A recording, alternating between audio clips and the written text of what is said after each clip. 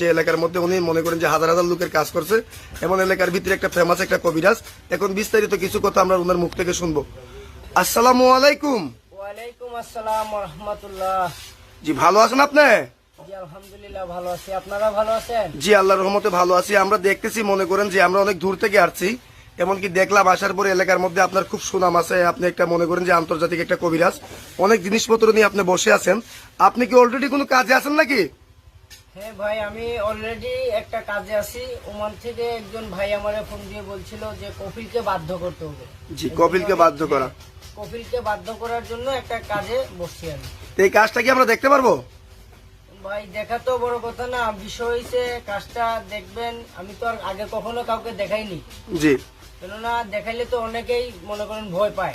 জি, জি, জি। এই জন্য অন্য কাউকে দেখাইনি। এখন যেহেতু আপনি দাবি করতেছেন, আপনার দেখা যেতেছে সাহস আছে, আপনি দেখেন সমস্যা নেই, আমার ঘর বন্ধ করা আছে। আমাদের তো কোনো সমস্যা হবে না। জি না, ইনশাল্লাহ। তাহলে আপনি কাজটা একটু শুরু করেন, আমরা কাজটা আগে দেখি, পরে বিস্তারিত ওনার সাথে আমরা কিছু কথা বলবো। আগে ওনার কাজটা আমরা দেখি। সুপ্রিয় দর্শক বন্ধুরা, আপনারাও সাথে থাকেন, ওনার কাজটা দেখেন।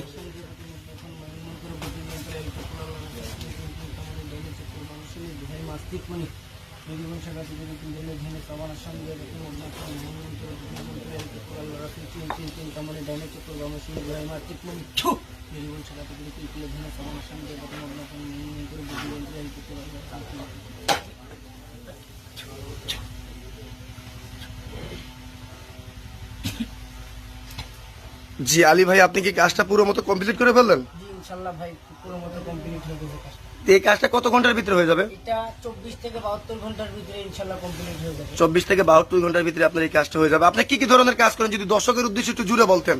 হ্যাঁ, আছে না অনেক, মনে করেন মানুষের নিত্যদিনের যে সমস্যাগুলো আছে সেগুলো নিয়ে আমি কিছু কাজ করে দেই।